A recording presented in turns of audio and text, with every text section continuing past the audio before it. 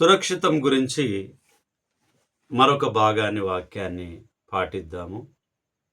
ఎందుకు అనంటే అది వీడియో ఎక్కువ కావడం వల్ల చాలామంది చూడవచ్చు, చూడలేకపోవచ్చు.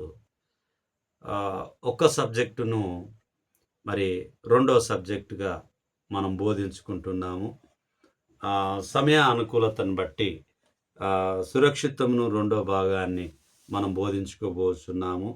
మరి యెషయా 14వ అధ్యాయము 14వ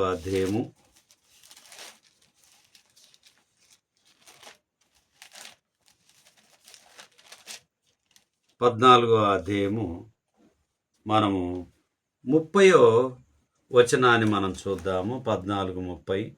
అప్పుడు అతి బీదలైన వారు భోజనము చేయుదురు, దరిద్రులు సురక్షితంగా పండుకొందురు.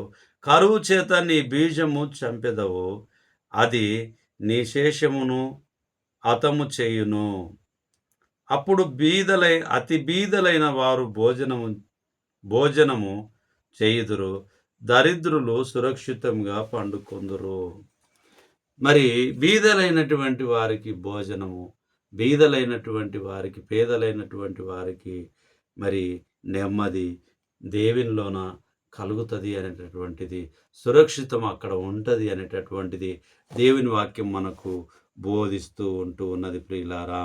అలాగునే 41వ అధ్యాయము యెషయా 41వ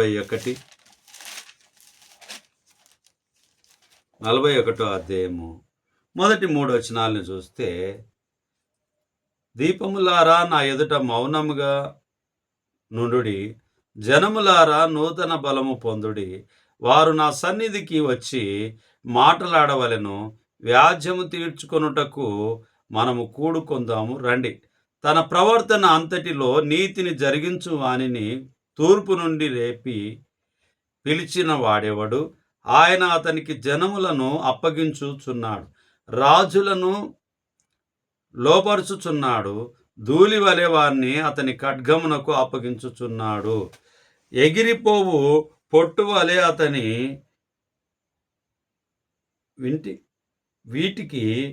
వింటికి వారిని అప్పగించుచున్నాడు.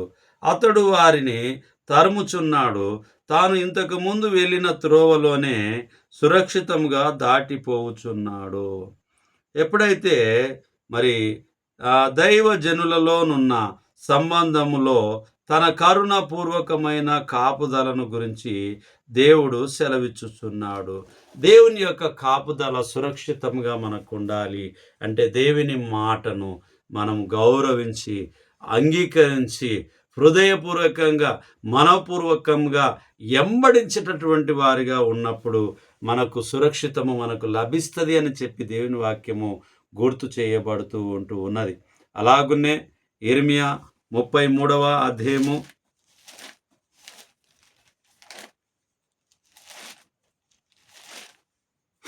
16వ వచనాన్ని మనం చూసినప్పుడు, ఆ దినములలో యూదావారు రక్షింపబడుదురు, యెరూషలేము నివాసులు సురక్షితంగా నివసింతురు.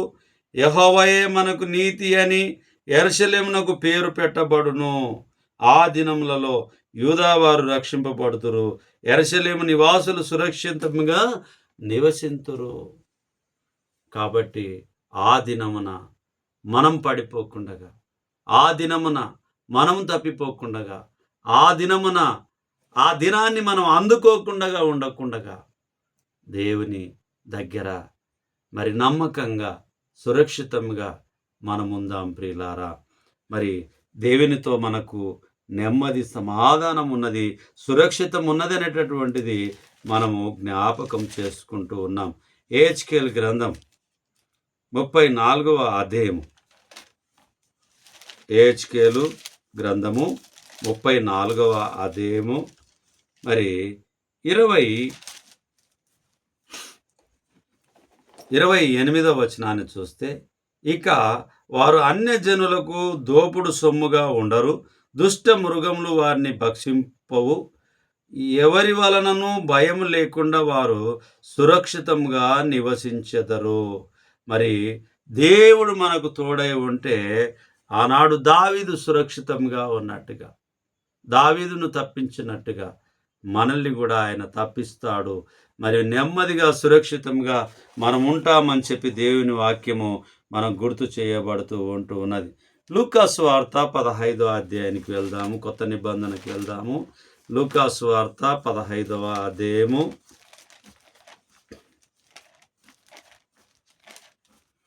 15వ అధ్యాయము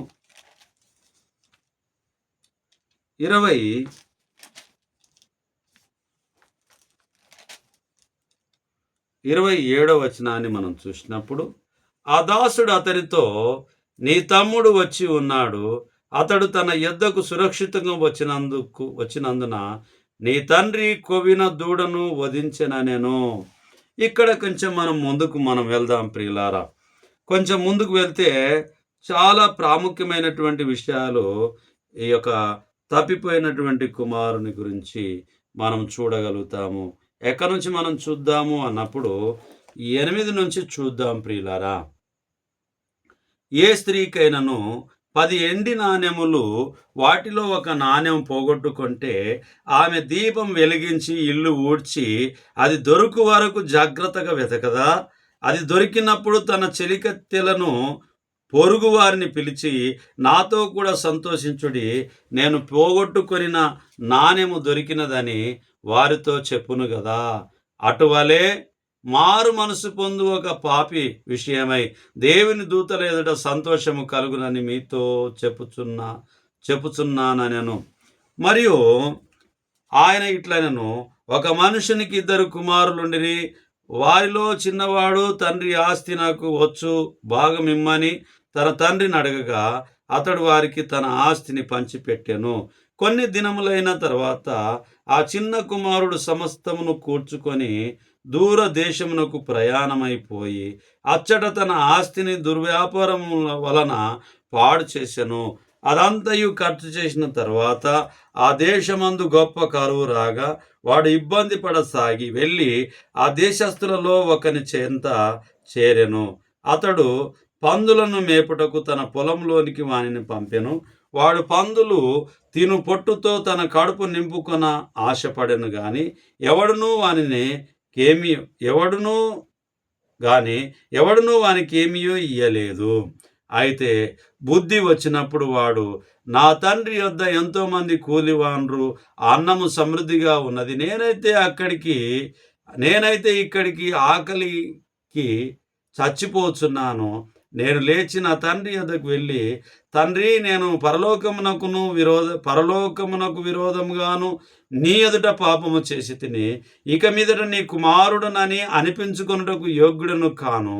నన్ను నీ కూలి వారిలో ఒకనిగా పెట్టుకొనుమని అతనితో చెప్పుదుననుకొని లేచి తండ్రి యొద్దకు వచ్చాను.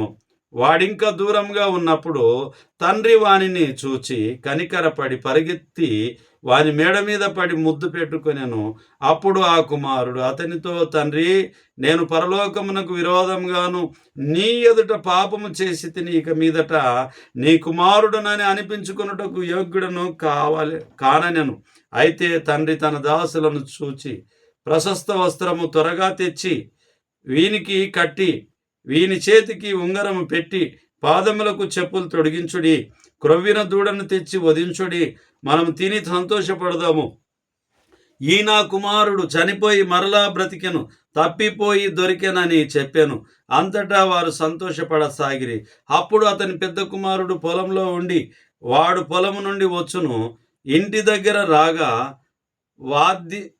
వాద్యములను నాట్యమును జరుగుట విని దాసులలో ఒకని పిలిచి ఇవి ఏమిటని అడగగా ఆ దాసుడు అతనితో, నీ తమ్ముడు వచ్చి ఉన్నాడు, అతడు తన యొద్దకు సురక్షితంగా వచ్చినందున నీ తండ్రి కొవ్విన దూడను వధించననెను.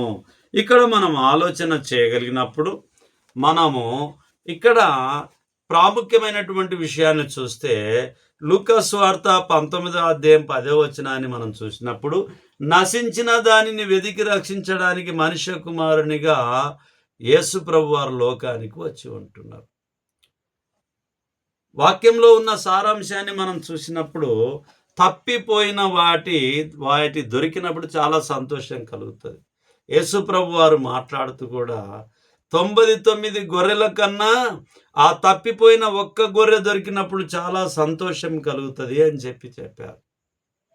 కాబట్టి ఆ తప్పిపోయిన కుమారుని ఆ తండ్రి ఏ విధంగా అయితే క్షమించాడు, తప్పిపోయినటువంటి మనల్ని యేసు ప్రభు వారు ఏ విధంగా అయితే క్షమించారో, క్షమించి ఆయన రెక్కల కింద సురక్షితంగా మనల్ని ఉంచారు.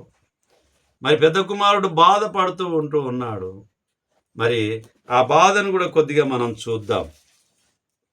ఆ బాధను కూడా కొద్దిగా చూద్దాం. అయితే అతడు కోపపడి లోపలికి వెళ్ళనల్లక పోయిన గనక అతని తండ్రి వెలుపలికి వచ్చి లోపలికి రమ్మని బతిమాలుకొనెను. అందుకు అతడు తన తండ్రితో, ఇదిగో ఇన్ని ఏండ్ల నుండి నిన్ను సేవించుచున్నానే, నీ ఆజ్ఞ నేను ఎప్పుడునూ మీరలేదే. అయినను నా స్నేహితులతో సంతోషపడినట్లు నీవు నాకెన్నడూ ఒక మేకపిల్లనైనా ఇయ్యలేదు. అయితే నీ ఆస్తిని వేశ్యాలతో తినివేసి ఈ నీ కుమారుడు రాగానే వీని కొరకు క్రొవ్విన దూడను వధించితివని చెప్పాను. అందుకు అతడు, కుమారుడా, నీవెల్లప్పుడు నాతో కూడా ఉన్నావు, నావన్నీ నీవి, మనం సంతోషపడి ఆనందించుట యుక్తమే. ఈ నీ తమ్ముడు చనిపోయి తిరిగి బ్రతికెను, తప్పిపోయి దొరికెనని అతనితో చెప్పాను. అవును ప్రియమైనటువంటి వాళ్ళ, తప్పిపోయి దొరికాను. మనమందరం కూడా తప్పిపోయి దొరికాం. ఎఫెసీ పత్రిక 2:10 చూసినప్పుడు, మనము చచ్చిన వారిగా ఉన్నప్పుడు క్రీస్తు మనల్ని బ్రతికించి ఉన్నాడు, సురక్షితంగా బ్రతికించి ఉన్నాడు. అది మనం జ్ఞాపకం చేసుకోవాలి ప్రియులారా. అలాగనే సామెతలు 3వ అధ్యాయాన్ని మనం చూసినప్పుడు 23వ వచనాన్ని మనం చూస్తే ఒక మాట రాయబడింది. సామెతలు 3:23. సామెతలు 3:23. 3:23. అప్పుడు నీ మార్గమున నీవు సురక్షితంగా నడిచెదవు, నీ పాదం ఎప్పుడునూ తొట్టిల్లదు. ఎప్పుడు? 22. అవి నీకు జీవముగాను నీ మెడకు అలంకారముగాను ఉండును. ఎప్పుడు? 20వ వచనం. ఆయన తెలివి వలన అగాధ జలములు ప్రవచించుచున్నవి, మేఘముల నుండి మంచు బిందువులు కురియుచున్నవి. నా కుమారుడా, లెస్సైన జ్ఞానమును వివేచనను భద్రము చేసుకును, వాటిని నీ కన్నుల ఎదుట నుండి తొలగిపోనీయకుము. అవి నీకు జీవముగాను నీ మెడకు అలంకారంగాను ఉండును. అప్పుడు నీ మార్గమున నీవు సురక్షితంగా నడిచెదవు, నీ పాదం ఎప్పుడు తొట్టిల్లదు. అవును ప్రియమైనటువంటి వాళ్ళారా, ఎప్పుడు మన పాదం తొట్టిల్లదు. మరి కీర్తనలు 119, 105 చూస్తే కూడా, నీ వాక్యము నా పాదములకు దీపమును, నా త్రోవలకు వెలుగై నడిపిస్తూ ఉన్నది. ఎప్పుడైతే వాక్యము మనం గైకొంటామో, వాక్యాన్ని అంగీకరిస్తామో, వాక్యాన్ని మన హృదయంలో భద్రపరుచుకుంటామో, హృదయం నిండి ఉన్న ప్రకారంగా నోరు మాట్లాడినట్టుగా అయితే మన హృదయంలో దేవుని వాక్యం సురక్షితంగా ఉంటుంది అని చెప్పి దేవుని వాక్యం గుర్తు చేయబడుతూ ఉన్నది. ఆ తప్పిపోయిన కుమారుని ఏ విధంగా అయితే దేవుడు తండ్రి ఏ విధంగా అయితే క్షమించాడో, మనం కూడా చేయాల్సినటువంటి ప్రాణి ఏమిటి అంటే, ఈ లోకంలో నీ పట్ల నా పట్ల జరిగినటువంటి పొరపాట్లను మనం కూడా ఏం చేయాలి? క్షమించే వారిగా ఉండాలి. ఎప్పుడైతే మనం క్షమించగలిగే మంచి మనసు ఉంటుందో అది మనకు మేలుకరమై ఉంటుంది. మరి ఏహెచ్కేల్ 39వ అధ్యాయము 26వ వచనాన్ని మనం చూద్దాం. వారు నా ఎడల తాము చూపిన విశ్వాసఘాతకమును, తమ అవమానమును తాము భరించుదురు. నేను అన్యజనులందరిలో నుండి వారిని సమకూర్చి వారి శత్రువుల దేశంలో నుండి రప్పించిన తర్వాత వారు సురక్షితంగాను నిర్భయంగాను తమ దేశంలో నివసించుచున్నప్పుడు. నిజమే ప్రియులారా, దేవుడు మనకు కంటికి కనిపించకపోవచ్చు. ఆదియందు వాక్యం ఉండెను, వాక్యము దేవుని యొద్ద నుండి ఉండెను. చదువుదాం. అది యోహాను సువార్త 1వ అధ్యాయము మొదటి వచనాల్ని మనం చూసినప్పుడు మరి దేవుని యొక్క వాక్యము ఎందుకనంటే తప్పుగా మనం అది చదవద్దు. అది కంటత ఆది యందు వాక్యము ఉండెను, వాక్యము దేవుని యొద్ద ఉండెను, వాక్యము దేవుడై ఉండెను, వాక్యము దేవుడై ఉండెను. కాబట్టి వాక్యాన్ని చూస్తున్న మనం, వాక్యాన్ని చేతులతో తాకుతున్న మనము, వాక్యాన్ని చెవులతో వింటున్నటువంటి మనము, వాక్యాన్ని అంగీకరిస్తున్నటువంటి మనము సురక్షితంగా ఉండాలి అని అంటే యేసు ప్రభు వారు చెప్పినట్టుగా యోహాను సువార్త 14:6 చెప్పినట్టుగా యేసు నేనే మార్గమును సత్యమును జీవమును, నా ద్వారా తప్ప తండ్రి యొద్దకు ఎవ్వడును రానేరడని సెలవిచ్చినట్టుగా యేసు ప్రభు వారి మార్గంలో మనము తండ్రి యొద్దకు చేరేవారిగా మనం ఉండాలి. మనుషుల ఎదుట ఎవరైతే నన్ను ఒప్పుకుంటారో మత్తయి సువార్త 10:32 చెప్పబడినట్టుగా మనుషుల ఎదుట ఎవరైతే నన్ను ఒప్పుకుంటారో పరలోకపు తండ్రి ఎదుట నేనును వానిని ఒప్పుకుందునని సెలవిచ్చినట్టుగా మనం సురక్షితము దేవునిలో ఉందని చెప్పి గ్రహించి మరి క్రీస్తు ద్వారా మరి దేవుని దగ్గరికి చేరడానికి మనకు ఒక మంచి మార్గమై ఉంటున్నది. మనము అనుదినం వాక్యాన్ని చదువుకుందాం, అనుదినం దేవుని వాక్యాన్ని విందాము, బోధించుకుందాము, పాటించుకుందాము. సురక్షితంగా మనం ఉండాలని ప్రతి ఒక్కరం కోరుకుంటాము. ఎవ్వరు కూడా మనల్ని మనం నష్టం చేసుకోవాలని అనుకోము. కానీ లోకానుసారమైనటువంటి సురక్షితను మనం ఆలోచన చేస్తాము. కానీ దేవునికి సమయం ఇవ్వడానికి మనం నిర్లక్ష్యం చేస్తూ ఉంటాం. కాబట్టి ప్రియమైనటువంటి సహోదరి సహోదరులారా, దేవునికి సమయం ఇవ్వండి. మార్తమ్మ చాలా పనిలో ఉంది. అది మంచి పని కాదని మనం అనకూడదు.